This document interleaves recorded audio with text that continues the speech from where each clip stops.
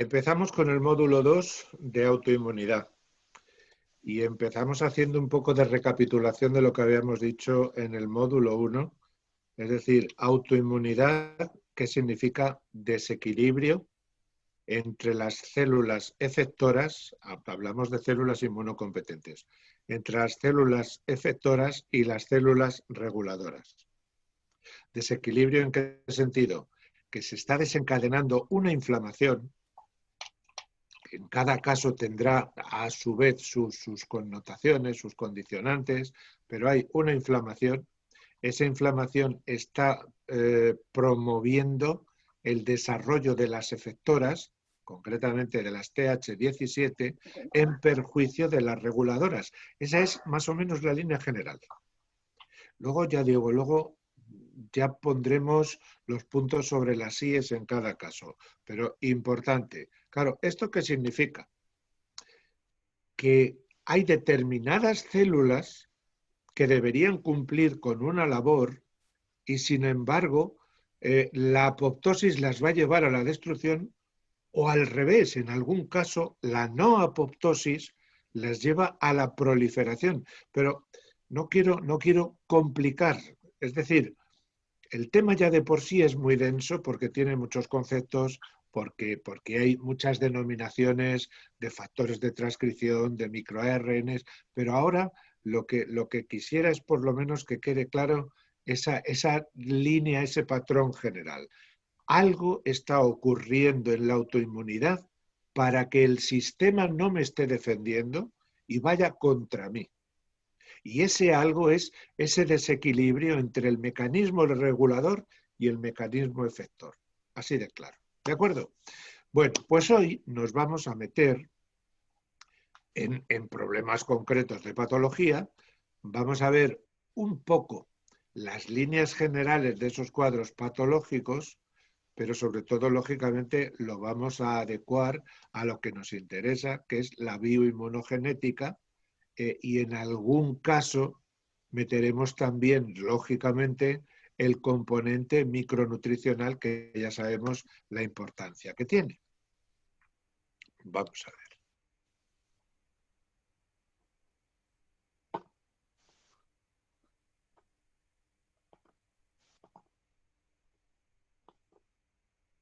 Había empezado por detrás, perdón. Ahora sí. Vamos a ver. Empezamos con las enfermedades inflamatorias crónicas del intestino. Estas enfermedades, pues si estamos hablando de inflamación, lógicamente el problema es la inflamación, pero una inflamación importante, una inflamación muy, muy, muy severa. ¿Eso qué significa? Que vamos a tener irremediablemente unido a él dolor y vamos a tener diarrea. Aquí es importante que tengamos en cuenta una cosa. Cuando hablamos de diarrea, sobre todo cuando estamos haciendo el diagnóstico, cuando es algo incipiente, esa diarrea no es líquida, es una diarrea blanda, es pastosa. Los que tenemos el hábito hospitalario, sobre todo de una cirugía, sabemos que cuando viene un paciente que aparentemente es un abdomen agudo, que parece que es una apendicitis, por ejemplo, va a decir que se le ha soltado la tripa, pero es una diarrea blanda, es esa irritabilidad que está teniendo la mucosa intestinal y no es una diarrea acuosa. De manera que dolor normalmente puede que sea tipo cólico, pero puede ser un dolor continuo. Tener en cuenta que estamos hablando de una inflamación permanente y que es bastante invalidante. Las dos formas principales que vamos a ver de enfermedades crónicas intestinales, enfermedad de Crohn, no tenemos que olvidarnos que la enfermedad de Crohn es la colitis granulomatosa y la rectocolitis ulcerohemorrágica, más conocida en los ambientes como colitis ulcerosa. ¿En qué se diferencian? Por la localización de la inflamación, aunque hablamos que de alguna manera cogería todo el intestino, pero hay unas formas de presentación muy características, por la propia afección inmunológica, Ya veremos que hay unas distinciones muy, muy significativas y luego por las lesiones histológicas, lógicamente. Es decir, la enfermedad de Crohn puede afectar a todo el tracto digestivo, desde la boca hasta el ano, pero normalmente decimos que afecta a ilion y colon, y es más. ¿Cuál es la forma característica de presentación? La ileitis terminal. Yo me acuerdo con mucho cariño de mis tiempos del hospital de cirugía y cantidad, pero cantidad de veces, llegaban los pacientes con un dolor en fosa ilíaca derecha, que estábamos absolutamente convencidos de que podía tratarse de una apendicitis y no, era una ileitis terminal. Y en esos casos, por pura cultura, ya os digo, alguien podría decir, hombre, ya que estás ahí, le quitas el apéndice. Pues no, es una ileitis terminal, cierra cuanto antes y vete, porque no haya más complicaciones a posteriori como consecuencia de haber tenido esa ileitis ahí manoseando. De manera que ileitis terminal, y podría tener un sentido de distal a proximal de ilio, afectarse a colon ascendente. Colon transverso normalmente va a ser ilio y va a ser el colon ascendente. Y por el contrario, la colitis ulcerosa, hablamos igual del segmento ileocólico, pero aquí podríamos decir que el comienzo podría ser más en colon izquierdo, el colon descendente. Este esquema es muy demostrativo para que nos acordemos cómo van las cosas. Ileitis terminal, enfermedad de Crohn, colitis granulomatosa, colitis izquierda, colitis ulcerosa. ¿Cuáles son las lesiones que nos vamos a encontrar? Esto también es muy significativo. La colitis ulcerosa no afecta a toda la pared, afecta exclusivamente a la mucosa intestinal. Claro, la que se organiza con sangrados, con ulceraciones es tremenda, pero afecta solo a la mucosa. Por el contrario, la enfermedad de Crohn es transmural. No sé si habéis tenido oportunidad de ver alguna radiografía con contraste en un Crohn, que puede aparecer lo que se llama como una mucosa en empedrado, es decir, forma pero verdaderos mamelones. Y ya no digo nada cuando tienes que pasar a mayores y lo tocas, parece como que el mesenterio englobara al colon y hace un mazacote. Claro, ese mazacote está oprimiendo permanentemente el dolor inflamatorio que os decía, con independencia de ese otro dolor pulsátil, porque las ondas lógicamente quieren hacer que el bolo alimenticio ahí, ya el bolo fecal, progrese. Así que desde el punto de vista de afectación, el Crohn tiene una afectación bastante problemática. Son invalidantes porque degradan el estado general del paciente por esos síntomas inflamatorios, porque son ciertamente dolorosos, que llevan eso a ese estado importante de dolor crónico. En los estudios hechos sobre epidemiología, la incidencia más elevada aparece en el norte de Europa. Se diría que hay un gradiente de norte a sur. En la Unión Europea hablamos de unos 12 a 19 casos nuevos por año por cada 100.000 habitantes. En Estados Unidos llega hasta 29 casos por año y por 100.000 habitantes. Concretamente en Alemania llega a 4 o 6 casos nuevos cada año. Empiezo por aquí porque en España, a partir del 2019, se propuso un estudio precisamente de gastroenterología para ver cuáles son esos datos epidemiológicos, porque no lo sabemos. Probablemente, y no quiero hacer política, pero esto de las diferentes autonomías, los diferentes patrones de actuación y el informar de resultados como cada cual tiene su propio criterio, pues claro, es complicado el poder llegar a unas cifras unificadas. Fijaros que hablamos como de 1,5 millones aproximadamente de norteamericanos y en europeos de hasta 2 millones de afectados. La prevalencia también influye mucho según la etnia.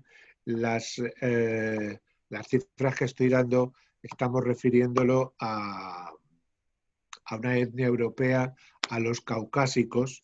Pero fijaros que caucásicos y afroamericanos sufren más la enfermedad inflamatoria intestinal que, por ejemplo, que los hispanos y los asiáticos. Esto ya digo que lamentablemente no podemos decir. Una cosa es que haya estudios específicos, concretos de algún hospital, y otra cosa es dar unas referencias a nivel de país, de nación, que no la hay. Hay diferentes factores ambientales que influyen en la prevalencia: el grado de industrialización, el medio urbano, el tabaco, el consumo exagerado de hidratos de carbono, el nivel socioeconómico. Esto es un patrón que va a estar presente en todas las enfermedades autoinmunes. O sea que esto podríamos hacerlo extensivo a cualquier otro padecimiento. Ya sabéis que lo que se trata es de qué manera se está afectando esa autorregulación celular como para que no sea capaz de mantener la homeostasis. Y a partir de ahí, ya sabéis, la respuesta inicial, princeps del sistema inmunitario, ¿cuál es? La inflamación, la liberación de citoquinas proinflamatorias. Cuando esto se perpetúa, pues ya tenemos una inflamación permanente y podemos dejar la imaginación ahí, podemos echarla a volar de todas las circunstancias que pueden llevarme a que se manifieste esa situación de proinflamación. Importante, importante. Yo sé que a algunas de vosotras vais a decir, hombre, mira qué bien, que es algo que parece que en medicina se nos escapa. Las cuestiones psíquicas. Parece ser que el hecho de que haya una cierta falta de armonía en la pareja, incluso en el ámbito familiar, la presencia de una madre autoritaria con un padre débil ocurre hasta en el 50% de los pacientes. De manera que no se trata de decir que visiten al psiquiatra, pero sí que hay un precedente muy importante psíquico en las enfermedades inflamatorias. Por supuesto, los factores genéticos, eso están a la orden del día y es lo que vamos a ir viendo. Digamos que cuáles son los factores, de qué manera se influye. Por una parte, en el reconocimiento y en la presentación de antígenos bacterianos. Esto parece que es una cosa así muy vaga. ¿Reconocimiento qué quiere decir? Que voy a tener algún problema en el sistema de receptores. Nuestros viejos amigos, los TLR, tienen mucho que decir en esto. Si hay una mala expresión, si hay un mal funcionamiento de esa recepción del impulso, ya podemos estar desencadenando o estar en presencia de un desencadenante de una enfermedad inflamatoria intestinal. Tanto el reconocimiento como la presentación de esos antígenos. Y luego el otro gran grupo de factores, que es la coordinación de la respuesta innata y adaptada del sistema inmunitario, la superposición. Ya veremos hasta qué punto influyen sobre todo los patógenos en esta situación de solapamiento de respuestas. La respuesta inmunitaria, en cuanto a la actividad de las bacterias, está muy alterada en el caso de las enfermedades inflamatorias. Aquí os pongo unos genes que tienen que ver con el sistema inmunitario, con la respuesta innata, relacionados con la enfermedad de Crohn. Ya sabéis que cuando hablamos de genes utilizamos cursiva. Tenéis tres ejemplos de genes. Y estos otros que tienen que ver, que estarían más asociados tanto con la enfermedad de Crohn como con la colitis ulcerosa, fijaros que hay también 3 genes. ¿Os recordáis la insistencia que os decía en el módulo anterior? Las interleuquina, la 23, la molécula STAT3, Y fijaros además en los dos factores de transcripción, NKX2, NKX3, la influencia que tienen en la presentación. Cuando os doy las referencias, estas siglas o los acrónimos, no es con el ánimo de retenerlo, porque es que sería imposible, porque hay un montón, cientos, pero sí por lo menos que tengamos la idea, que se nos haya quedado en algún rincón de la memoria, que hay una serie de genes, hay una serie de siglas que tienen que ver con esas enfermedades y que son componentes de las fórmulas magistrales. Hay una serie de vínculos positivos en cuanto a la relación con los genes del HLA, del sistema HLA, específicamente con el DR01, DR06, DQ y el B27. Si tuviéramos la oportunidad de una reunión presencial, os estaría haciendo muchas más preguntas, pero como tenemos que ceñirnos pues, a un programa y no es bueno perder el ritmo, por eso no hago preguntas, pero sí os quiero recordar una cosa, o sea, que hago la pregunta retórica y me la respondo a mí mismo. Cuando estamos hablando de esos alelos, de esos isotipos DR, os recuerdo que nos estamos refiriendo a antígenos de clase 2. Por el contrario, cuando hablamos de la B, los clásicos que eran A, B y C, estamos hablando de los isotipos, pero de clase 1, los que tienen que ver con virus. Todos estos en cuanto a desencadenante de la enfermedad. Y por el contrario, otro alelo, el DR03, tendría, parece ser, un papel más de protector frente al desarrollo de la enfermedad de Crohn. Por contra, la colitis ulcerosa tiene una vinculación bastante fuerte con el alelo DR02 y parece que pueden estar implicados otros que tenéis las referencias. Ya digo, esto no es cuestión de acordarnos, no es cuestión de tenerlo en la memoria, simplemente ser conscientes, porque luego lo vamos a ver en el manejo con las diferentes fórmulas. Es importante que sepamos si puede haber un desencadenante bacteriano, si puede haber un desencadenante vírico, o es posible que haya un solapamiento y que sean los dos. ¿En qué sentido digo esto? Pues en el sentido de poner de base en un tratamiento de fondo o una fórmula 102 para el desarrollo bacteriano, para combatir ese aspecto, o una fórmula 103 en el caso de vírico. Vamos con las posibles implicaciones de las bacterias en la etiopatogénesis de las enfermedades inflamatorias. Una sería la presencia de un agente patógeno persistente. Otra sería la hiperpermeabilidad intestinal y otra sería la disbiosis. Si os dais cuenta, las tres van a tener un denominador común: la irritabilidad permanente del sistema inmunitario. O bien porque sea un patógeno concreto el que está ahí, machacón, RQR, bien porque tenemos un fallo en el efecto de barrera, en el efecto de defensa frente al exterior, o bien por el paso anterior a la hiperpermeabilidad intestinal, que es la disbiosis. ¿Qué bacterias podemos considerar que son las más habituales en este aspecto? La Escherichia coli, la Listeria monocytogenes, la Yersinia enterocolítica, que es la clásica que nos contaban en la clínica, en la carrera, y el Mycobacterium el paratuberculosis. ¿Qué virus están implicados? El virus del sarampión, especialmente si hay una vacunación previa. El citomegalovirus para formas severas. ¿Cuántas veces no insisto que si tenemos unas tasas altas de citomegalovirus en relación con Epstein-Barr, que no dejemos de estudiar el intestino, que podemos tener una sorpresa. Pues aquí tenemos. Y por supuesto, claro, nuestro viejo amigo, el virus de Epstein-Barr, que le tenemos, fijaros, en los 2/3 de los afectados está presente la activación del virus Epstein-Barr.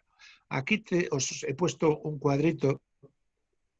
Este cuadro ya es antiguo, es un trabajo de recopilación de Gilbert, de Clary. Y fijaros qué nos aparece por aquí, para que luego nos vengan diciendo que esto parece que es nuevo. Fijaros la cantidad de virus, adenovirus, Epstein-Barr, citomegalovirus, la gripe. Ya digo, hay una variedad tremenda de microorganismos relacionados con el desarrollo de las enfermedades inflamatorias intestinales. Si estamos hablando de la importancia de la disbiosis, aquí simplemente voy a poner un recuerdo de lo que ya veíamos en el primer módulo a propósito de la microbiota. Es decir, recordar la función metabólico-nutritiva porque se va a afectar. La regulación, la inmunomodulación, importante, sea desde la respuesta innata, sea desde la respuesta adaptativa, lo que vengo insistiendo a propósito de los test reguladores, la influencia que tendría sobre el trofismo epitelial. Ya sabéis que la microbiota tiene una acción directa estimulando la generación de nuevas células de la mucosa para dar lugar a ese reciclaje, ya digo, cada 3-4 días más o menos, y la exclusión de patógenos. Es decir, todo esto tiene mucho que ver en la aparición de una enfermedad inflamatoria, porque todo esto se va a alterar, lógicamente. La interrelación que había, que también veíamos entre el intestino y la microbiota, simplemente os pongo el recuerdo y no dedicamos más tiempo a este aspecto. Que refuerza nuestra hipótesis de partida de la disbiosis asociada. Si nosotros hacemos un estudio de la disbiosis intestinal, si hacemos el estudio que a todos nos encanta de Teletes, nos vamos a encontrar muy probablemente una proporción baja de Fecalibacterium prausnitzii. ¿Por qué? Porque es una bacteria que tiene una capacidad considerable antiinflamatoria, especialmente en el Crohn. Una colonización de la mucosa ileal por Escherichia coli. Estas dos sustancias ya son suficientes como para decir que hay una disbiosis, porque lo normal es que haya un equilibrio. Ya sabéis que esas bacterias comensales buenas, entre comillas, controlen a las patógenas. Esta disbiosis, lógicamente, ¿qué va a hacer? Favorecer el crecimiento de bacterias patógenas, y a partir de ahí, ¿qué va a ocurrir? Que va a haber una extensión desde la mucosa hasta los ganglios mesentéricos. Ya tenemos aquí un primer dato de dolor simplemente cuando se empiezan a inflamar estos ganglios mesentéricos, las famosas adenitis mesentéricas que debemos tener también en consideración para el diagnóstico diferencial del abdomen agudo. Vamos con la inmunopatogénesis. Las defensas frente a los microbios intestinales se debilitan cuando hay una alteración de la barrera mucoepitelial, el trastorno de permeabilidad intestinal, y cuando hay una perturbación de las respuestas inmunitarias del hospedador. Esta va a ser la constante que va a desencadenar esa respuesta. Es decir,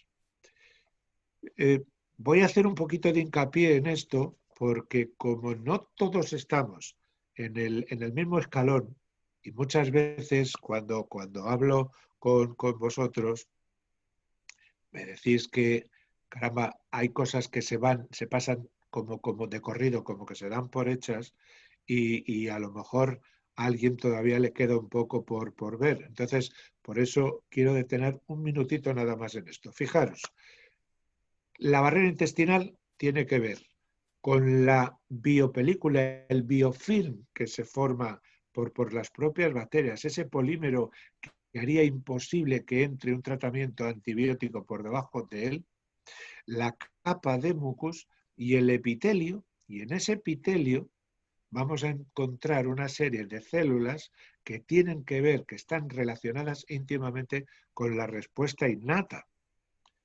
¿Por qué estoy diciendo todo esto? Pues porque en el momento que hay o un mínimo fallo de permeabilidad o una cierta disbiosis, se van a separar, se van a romper las uniones estrechas, aunque no hacía falta para las prolongaciones que pueden emitir las células dendríticas, pero para que quede claro, si ese espacio paracelular se abre, las células dendríticas se van a estar activando permanentemente. ¿Eso qué significa? Que van a estar liberando permanentemente factor de necrosis tumoral, interleuquina 1, interleuquina 6, interleuquina 8. Se van a estar activando permanentemente sus receptores de membrana, tanto los receptores externos, los TLR, como los internos, los NOD. ¿Recordáis? Bueno, pues ese sobreestímulo permanente, ¿qué va a hacer? Que se liberen una serie de citoquinas que ¿qué van a hacer? Estimularme el paso de las células CD4, los primitivos TH0, para que se transformen en TH1, en TH2 o en TH17 o para que se activen los linfocitos B. Esto es algo que es el ABC de nuestro conocimiento en bioinmunogenética. Por eso me ha parecido bueno por lo menos recordar un poquito esto, porque muchas veces me decís, ya, pero, ¿y esto de dónde viene? Me he perdido en este paso. Esto que os estoy contando es lo habitual. Estamos hablando de células dendríticas, pero también hay una participación importante de los neutrófilos que se extravasan para ir a focos lesionales o de los macrófagos que se extravasan no, y que están ahí permanentes produciendo esa primera línea, esa respuesta innata. Otra cosa importante también que tiene que ver con el desarrollo de la enfermedad es que se disminuye el número de células caliciformes. ¿Esto qué quiere decir? Que va a disminuir la expresión de mucinas en el íleo y en el colon. Claro, si le quitamos ese recubrimiento de moco, pues ya tenemos una irritabilidad permanente de esa capa del epitelio. Están reducidas, además, muy significativamente las proteínas que tienen que ver con las uniones estrechas, la ocludina, la caderina o la catenina. ¿Os vais dando cuenta cómo vamos urdiendo la madeja, cómo va fallando todo un poquito, un poquito, un poquito, y al final el dicho clásico ese de entre todos lo mataron y él solito se murió? Las células epiteliales del intestino también tienen la capacidad de respuesta y también es otro de los factores que va a estar disminuido. La expresión de beta-defensinas o de estas moléculas HLA para que se dé ya la respuesta adaptativa en la mucosa. Esto es otro dato añadido, que las células de Paneth también son capaces de segregar estas defensinas. Esto que tenéis aquí no es nada más que diferentes tipos de defensinas. En la colitis ulcerosa hay una elevada producción de la 2, 3, 4, 5 y 6, y en la enfermedad de Crohn la inducción de defensinas es muy débil, muy débil. Importante diferencia. La falta de síntesis de la defensina, específicamente de la 5, es, como ya he dicho antes, debido a un fallo de funcionamiento de las células de Paneth, pero fijaros que está relacionado con una mutación del receptor NOD2.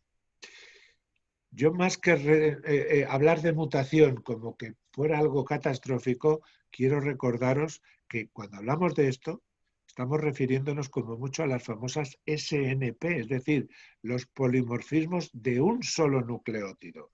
Basta que cambie una sola base nitrogenada y ya tenemos organizado el jaleo. Estos cambios de expresión de las defensinas, en el caso de la colitis ulcerosa, serían secundarios a la inflamación.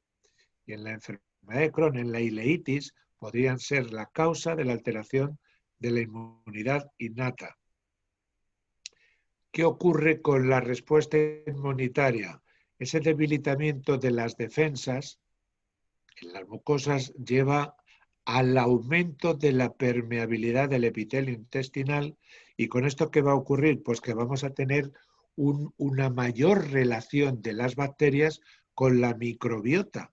Vamos a ver que esto va a tener unas connotaciones importantes, el estar permanentemente en relación con esa microbiota. En la enfermedad de Crohn, esta interacción además está facilitada por un defecto en esa función de depuración de bacterias que tendrían los macrófagos, porque la secreción de las citoquinas inflamatorias se hace defectuosa. Estamos hablando de un sobreesfuerzo continuado. Estamos hablando de una permeabilidad que se altera, de unas bacterias que dejan de tener esa relación de convivencia con el sistema inmunitario y que van a acabar, lógicamente, por ser atacadas por nuestro propio sistema, que es lo que viene ahora. El exceso de esas interacciones, ¿a qué va a dar lugar? A que haya una pérdida de tolerancia de nuestro sistema inmunitario frente a la microbiota. ¿Esto qué va a querer decir? Que se van a activar las células dendríticas que están metidas entre las células epiteliales intestinales y entre los linfocitos T. Os recuerdo, linfocitos T que viven en la submucosa del intestino. Los linfocitos, los gamma y los delta, los que viven en el intestino. En el supuesto de que hubiera una infección, las células dendríticas que están activadas van a producir unas citoquinas proinflamatorias, lo que os recordaba hace un instante en el esquema, y con eso ¿qué van a hacer? Favorecer o promover la diferenciación de los TH0 a TH1, a TH2 o en nuestro caso a TH17. Pero ya sabéis que en autoinmunidad esa respuesta celular con los TH1 también está considerablemente expresada. Es decir, tenemos una inflamación local, pero permanente. Esto es redundar en lo que ya hemos visto hace un momento. Ese sobreestímulo permanente de las células dendríticas que hace que se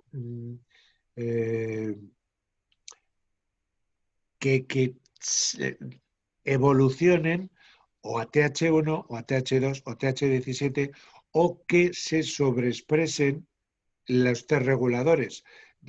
Ojalá que se sobreexpresaran porque entonces llegaríamos al equilibrio. El problema es que se suprimen esos T reguladores, los veríamos bajísimos en el tipaje linfocitario y ese sería el desencadenante de la inflamación, de la enfermedad. Fijaros el perfil de citoquinas en el caso de la enfermedad inflamatoria intestinal con respecto a la respuesta innata. Fijaros que en el Crohn todas las citoquinas están aumentadas. En la colitis ulcerosa todavía la 12, la 18, la 23, la 27 estarían en rango de normalidad. En la adaptada ya cambia, tendríamos la interleuquina 5 y la 13 que estarían normales en el Crohn o la 21 en la colitis ulcerosa y las demás que están alteradas. Este esquema sirve para recordar otro poco sobre lo que os decía antes de la evolución, pero quiero recordaros algo, que es que fijaros, el componente bacteriano que ha sido capturado por la célula dendrítica va a activar un TLR. Normalmente puede ser el 1, el 2, el 4, el 9. Este TLR lo que va a hacer es activar el MID88. Y al final de aquí, ¿a dónde vamos a parar? a que se activa el factor nuclear kappa B para que se desencadene el qué, la producción de citoquinas proinflamatorias. Y en función de las citoquinas que sea, tendremos con la participación de GATA3 la activación de H2, con la participación del BET, la TH1, o con la participación del ROR, ¿os acordáis? El receptor huérfano del ácido retinoico, que sería el que daría lugar al TH17. Ya digo, esto es bueno que lo tengamos en la cabeza permanentemente cuando estamos tratando enfermedades de este tipo para tener claro la actitud que vamos a tener. ¿Por qué pongo tal fórmula o por qué pongo tal remedio en concreto de micronutrición? Hay una serie de citoquinas que caracterizan específicamente estos padecimientos. La colitis ulcerosa estaría mediada fundamentalmente por TH2 y el Crohn estaría mediado por la TH1 y la TH17 que os decía hace un momento. La activación excesiva de las células dendríticas, ¿qué es lo que favorece? La fuerte diferenciación de células, las CD4 positivo, CD8 positivo y NK, y al mismo tiempo la abolición de la producción de células T reguladoras. ¿Veis que siempre estoy dando vueltas sobre lo mismo? Es bueno machacar para ser didácticos, para que tengamos claro por qué hacemos tal o cual actitud, por qué tomamos tal o cual actitud. El defecto de los linfocitos T reguladores, ¿qué va a hacer? Favorecer la respuesta frente a la microbiota que normalmente tenemos ahí como microbiota comensal que nos está ayudando. ¿Y esto qué significa?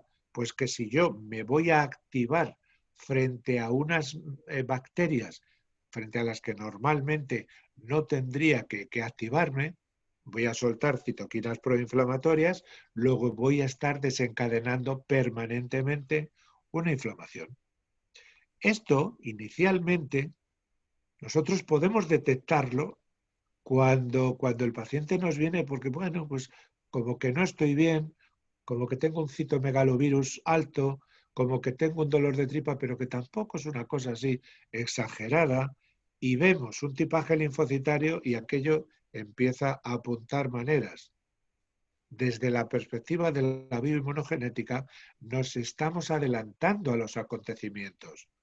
Estamos viendo que empieza a haber un perfil proinflamatorio.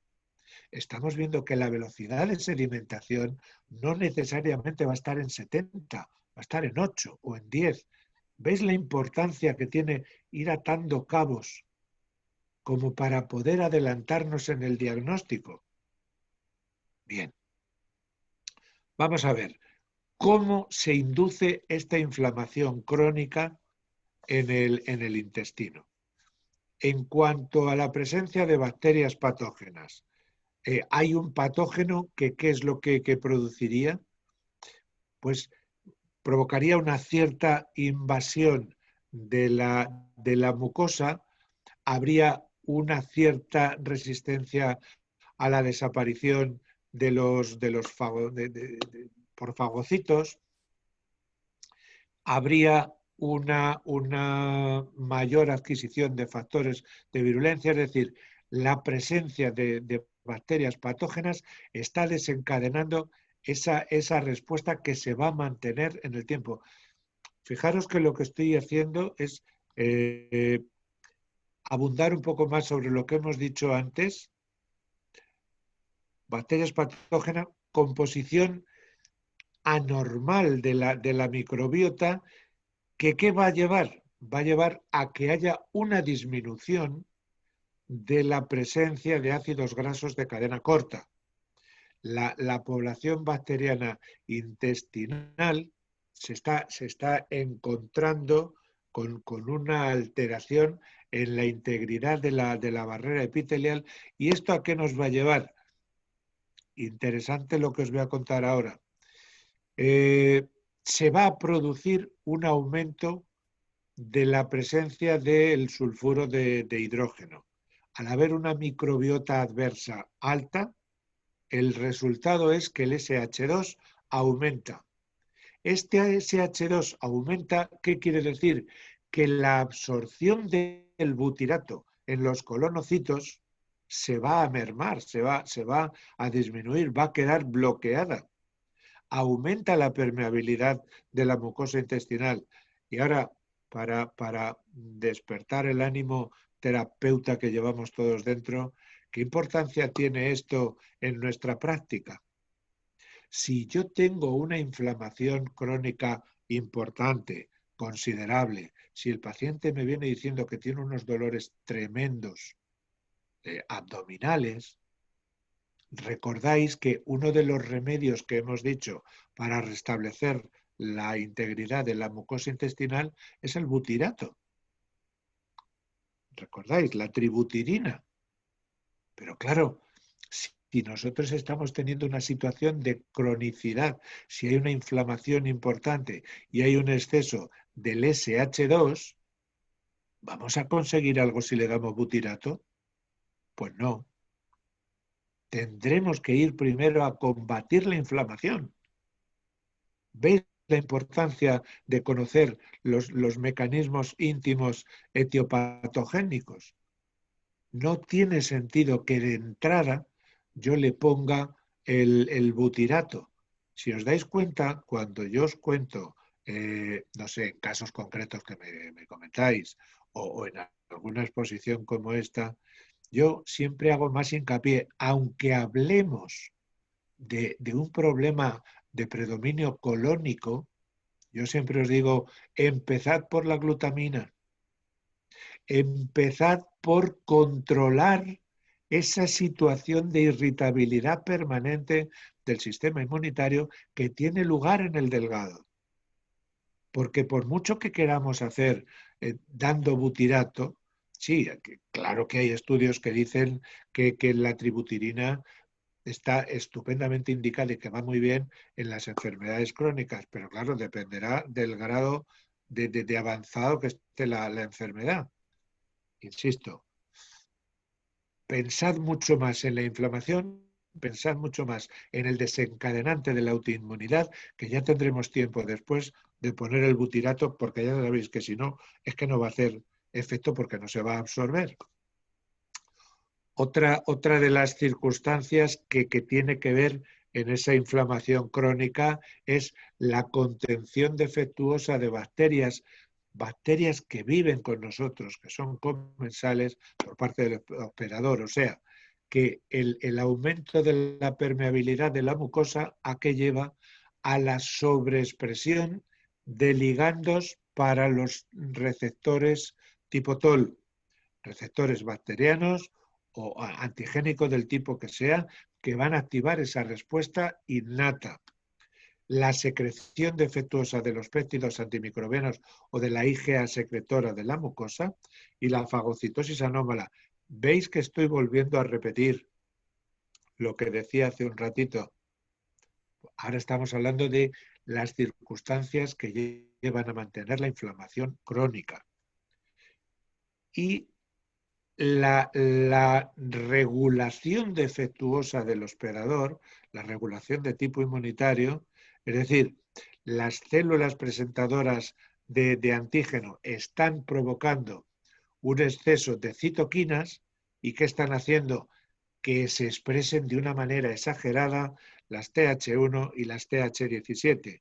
Al mismo tiempo, la disfunción de las T reguladoras lleva a una disminución de la interleuquina 10 y del factor de crecimiento transformante beta, y por tanto la pérdida de tolerancia a los antígenos microbianos. Es decir, a lo que ya habíamos visto del primer módulo en cuanto al desencadenante de autoinmunidad, ahora lo que estamos añadiendo es el aspecto concreto de la irritabilidad de patógenos frente a la mucosa, frente a las defensas y cómo de esta manera se va a desencadenar el problema inflamatorio.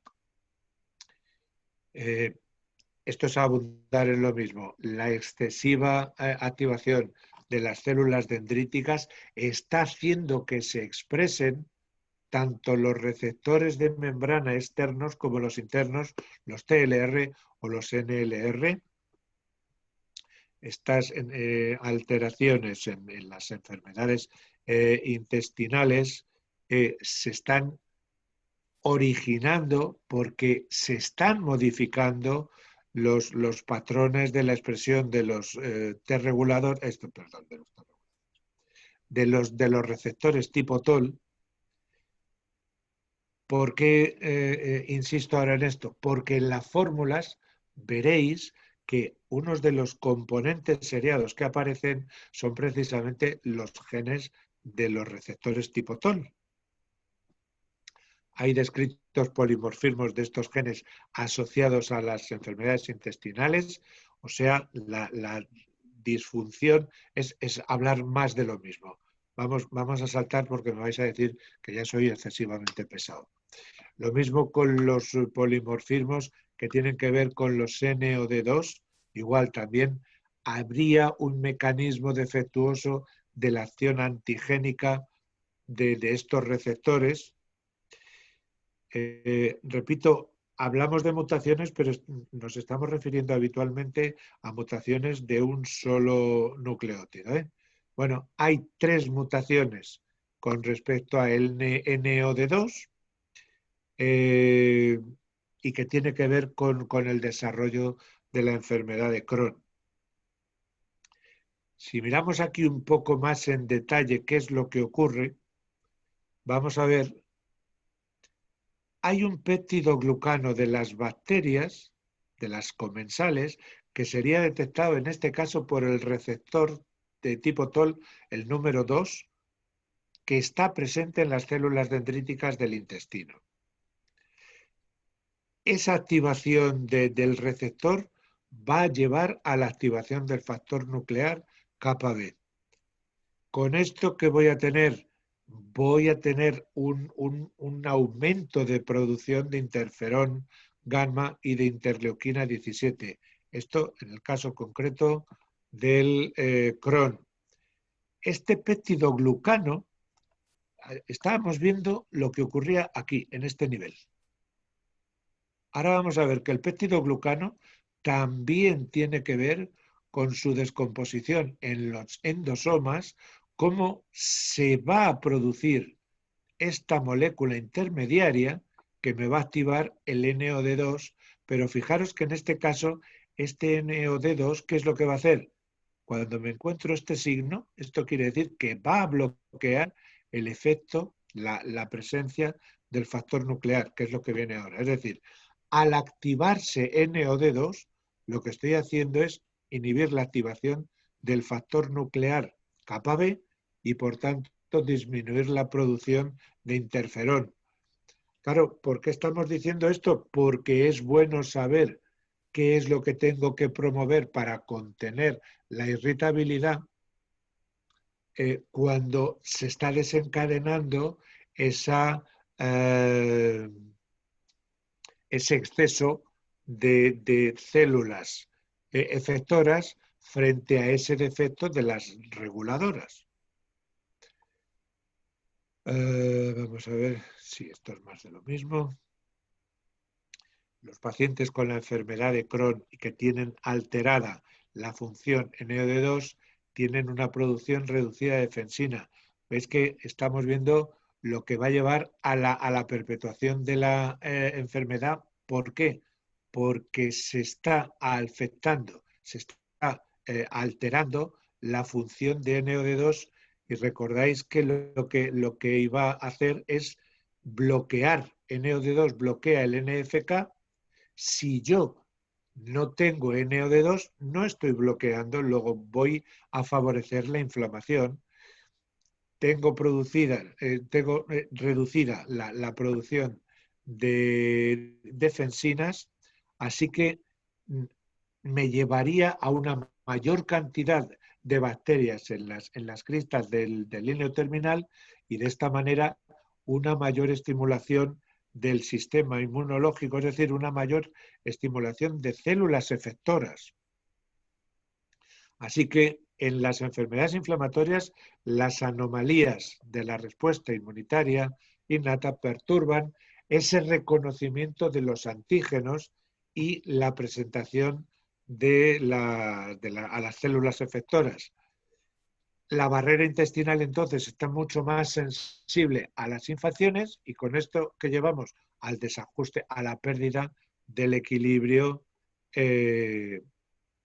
inmunitario. Esto ya no lo repito porque es más de lo mismo. En la enfermedad de Crohn venimos diciendo ya que predominan los linfocitos Th1 y se caracteriza por la producción elevada de estas interleuquinas y del interferón gamma. Y en la colitis ulcerosa, la mucosa de los pacientes tiene mucho más presencia de Th2 atípicos y eso significaría mayor presencia de interleuquina 5, 13 y del factor transformante, de crecimiento transformante. La población de Th17 va a llevar al predominio de poblaciones efectoras sobre las reguladoras. Se produce una mayor cantidad de interleuquina 17 como respuesta a la presencia de bacterias extracelulares. Y esto vuelve a ser, ahora referido a las células Th17, pero vuelve a hacer exactamente lo mismo. Lo voy a pasar más rápido. ¿Veis que siempre se trata de una inflamación en relación a un mal funcionamiento de un receptor y a un desequilibrio de poblaciones? La diferenciación de la población Th17 a partir de los linfocitos Th0 estaría inducida por la coexpresión de la interleuquina 23 y del TGF-beta, que tiene que ver con esa relación de equilibrio entre los T reguladores y los Th17. No será que no lo estamos viendo cantidad de veces para que luego surjan dudas. Voy a pasar esto porque es más de lo mismo, en este caso referido a los Th17. Como ya tenéis los PDF, no tiene sentido insistir más en esto y sí poder ver ahora un poquito más en detalle la actitud que vamos a tener desde el punto de vista de la bioinmunogenética y algo importante que todavía nos queda de ver los microARNs. Por eso quiero ir un poquito más rápido con esto. Esto es más de lo mismo, en este caso como las interleuquinas están estimulando la presencia de fibroblastos.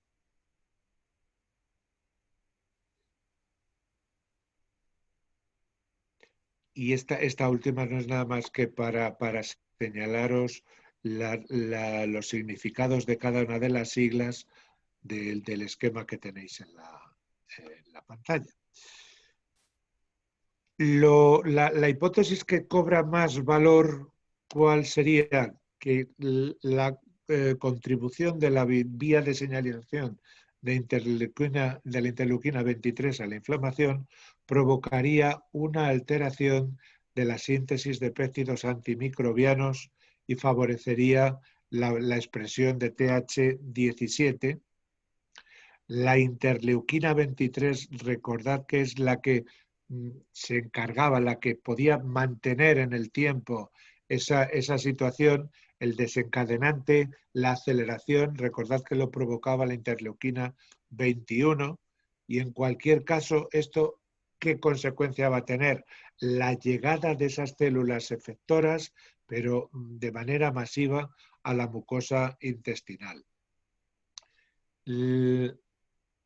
Otra cosa que también es importante tener en cuenta y que también aumenta en esta fase activa de las enfermedades intestinales es la expresión de un gran número de quimioquinas, concretamente sobre la interleuquina 8, está relacionada con el crecimiento de granulocitos.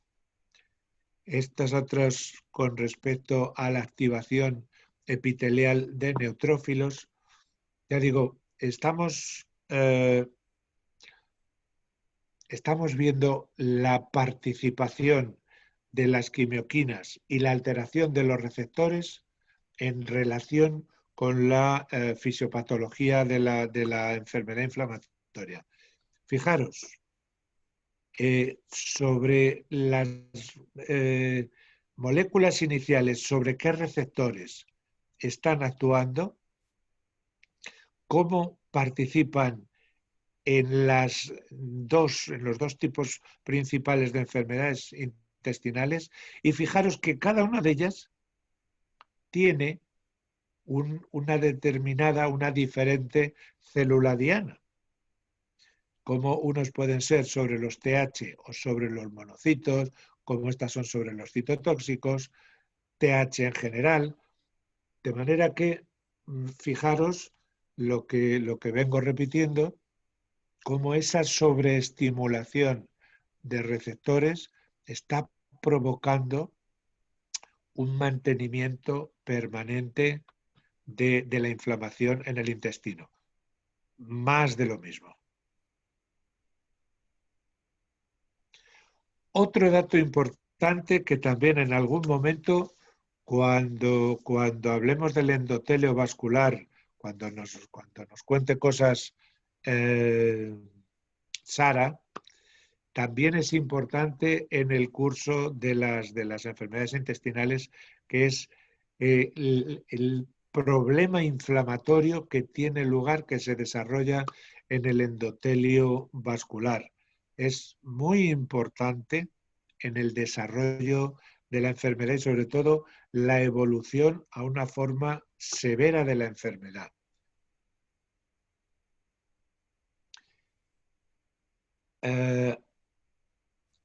Si leéis, es que veo que no lo he puesto aquí, si leéis bibliografía reciente, veréis que os vais a encontrar con una molécula que se llama TL1. Esta TL1 no es nada más que una variante actual descubierta precisamente sobre el factor de necrosis tumoral, forma parte de la familia del factor de necrosis tumoral, pero que tiene que ver específicamente con el daño en el endotelio. Esta va a tener una participación muy, muy, muy importante en el desarrollo, en la evolución a peor de la enfermedad. Ya os digo, lo vais a encontrar como TL1. Ya os advierto, si tratáis de buscar TL1, incluso en Google Académico, os va a remitir a la interleuquina 1.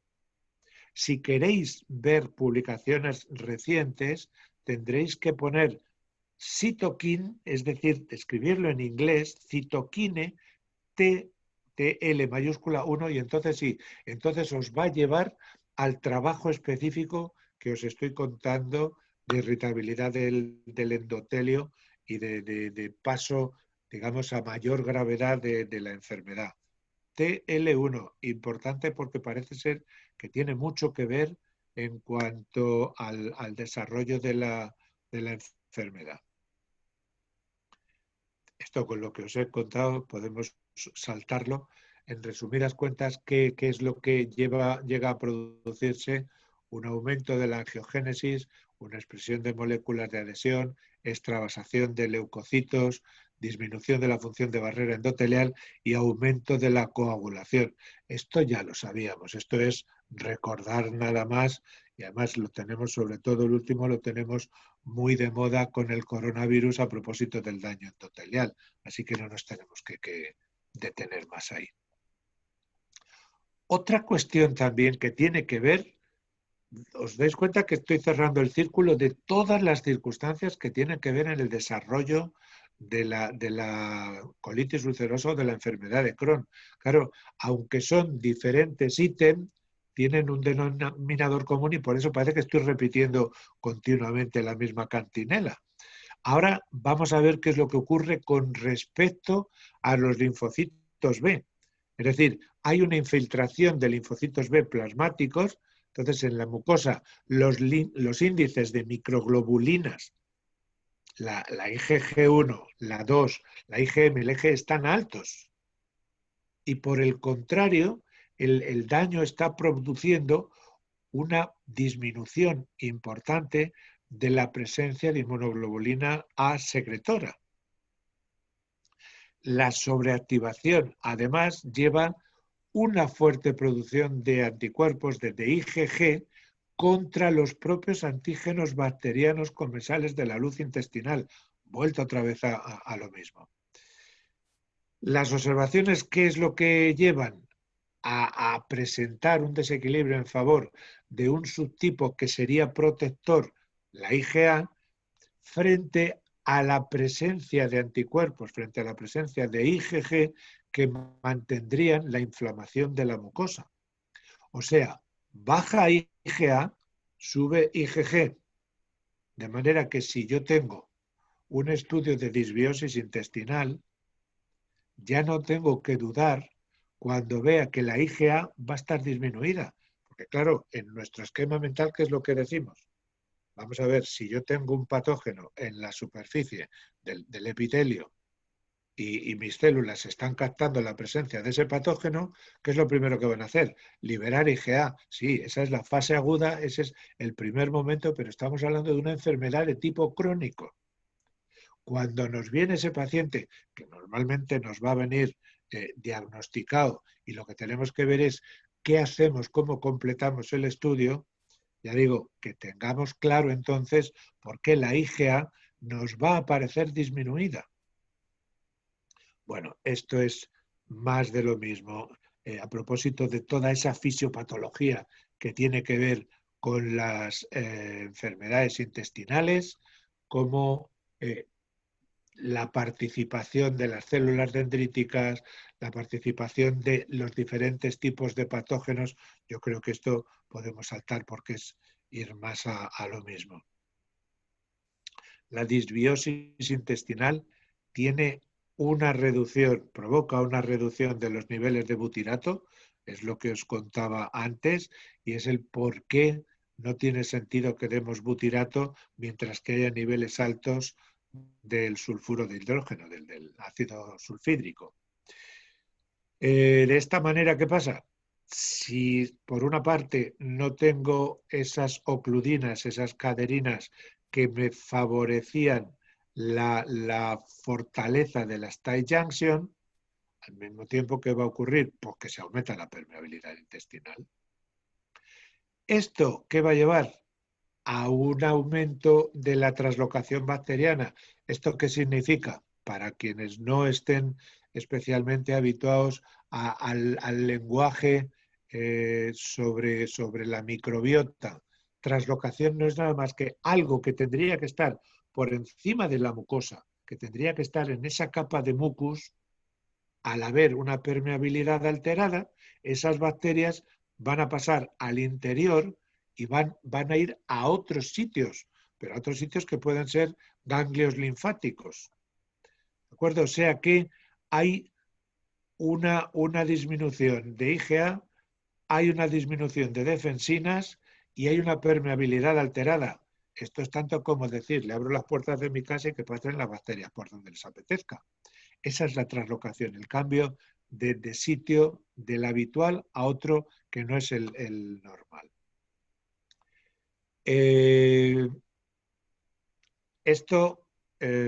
Esta imagen, esta diapositiva también tiene que ver más de lo mismo. Estamos teniendo unas bacterias que están siendo atacadas por nuestro sistema. Esas bacterias tendrían que eliminarse porque si no suponen otro estímulo más irritante, pero ¿qué ocurre? Que esa eliminación, nuestro sistema de limpieza está perjudicado, no está funcionando bien porque hay una fagocitosis defectuosa en los macrófagos. Si después de todo esto a alguien le queda duda del papel importante que tienen los patógenos en la aparición de las enfermedades intestinales, es para pensárnoslo, ¿eh? El aclaramiento bacteriano conduce a una estimulación excesiva de los receptores tipo TOL, a secreción de citoquinas proinflamatorias y, lógicamente, a una sobreestimulación de las respuestas innata y adaptada.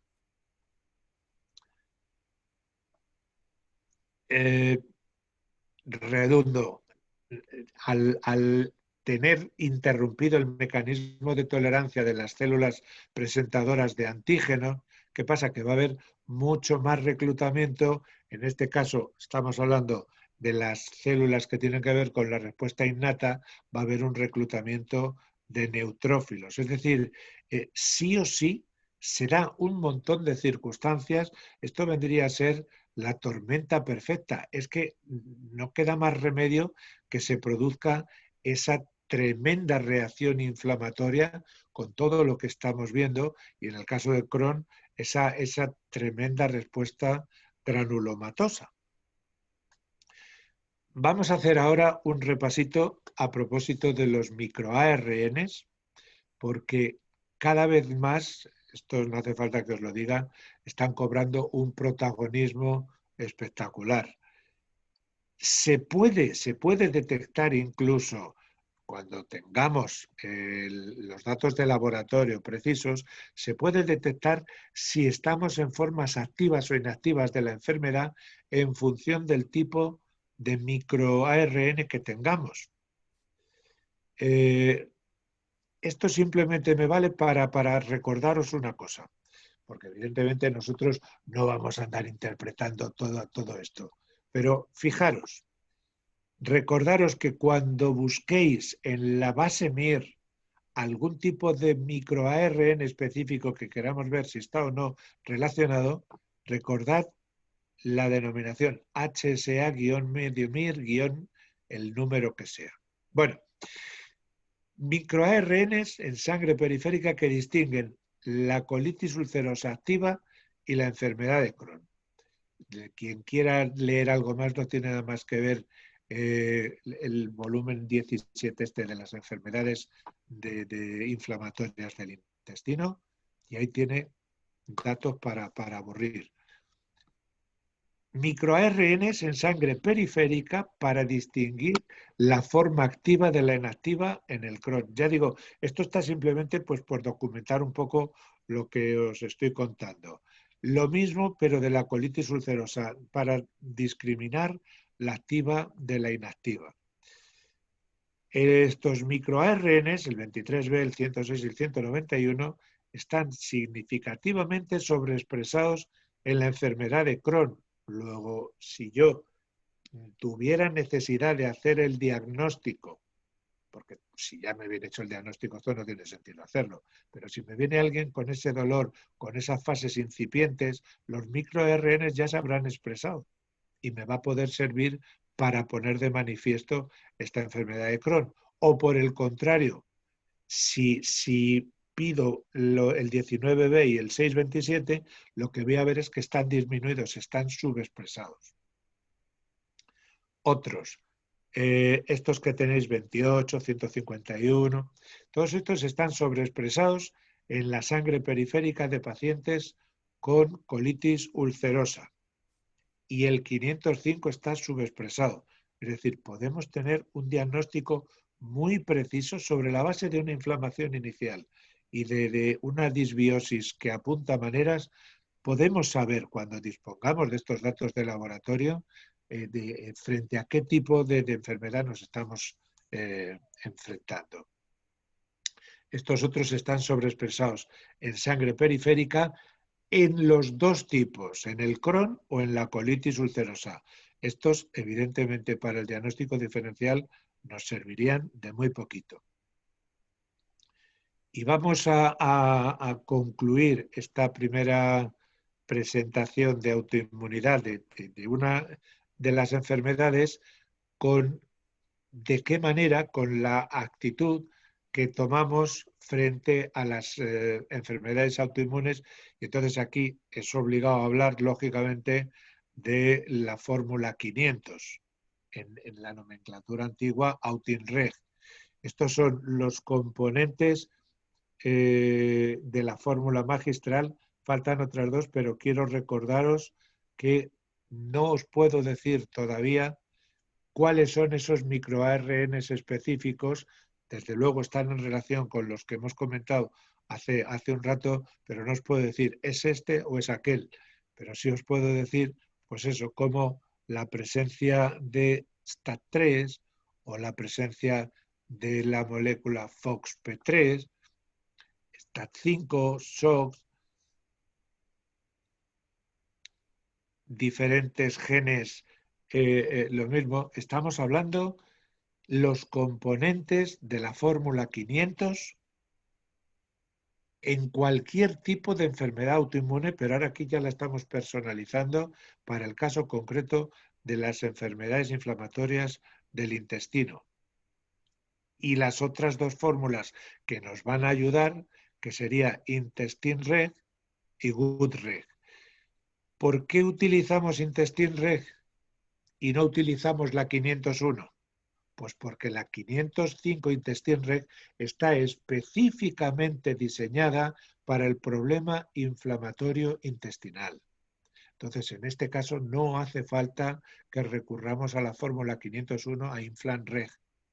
Podríamos poner la 500, podríamos poner la 505 y si os estoy diciendo continuamente la participación de la microbiota, la 403 nos va a ayudar precisamente a recuperar esa integridad de la mucosa intestinal, a que vuelva a haber una expresión de moco y a que podamos recuperar una población bacteriana adecuada. En una crisis aguda, entonces, ¿qué es lo que deberíamos hacer? 500 y 505. Si os dais cuenta, no estoy hablando nada de micronutrición aquí todavía, porque estamos cerrando capítulos de diferentes enfermedades. Ya tendremos ocasión después de decir que más cosas, como hablábamos en el módulo anterior. Pero os dais cuenta cómo tiene su importancia modular la inflamación que se está produciendo con la fórmula específica, porque si queremos ir por el lado de la micronutrición, no vamos a conseguir el efecto que buscamos si utilizamos el específico de los colonocitos, de la tributirina. Bueno, crisis aguda, 500, 505, diario, de lunes a sábado, descansando el domingo. Si lo que queremos es tratar una enfermedad inflamatoria, pero en plan de mantenimiento, en plan de tratamiento de fondo, pondremos la 500, pero ahora ya sí que podemos decir, aquí hago una observación, tanto podríamos hacerlo de lunes a sábado si el paciente está especialmente perjudicado, como ponerlo lunes, miércoles y viernes si estamos haciendo en algo, no sé, un cuadro clínico que es más suave, que está un poquito más atenuado. Y aquí sí, en este momento es cuando podemos prestar atención también al componente infeccioso patógeno. Podemos darle la fórmula 118 o la 119, es decir, la complex que me pueda incluir respuesta para virus, para bacterias, para hongos, ¿de acuerdo? Bueno, hasta aquí va todo más o menos claro. Detenemos un momento para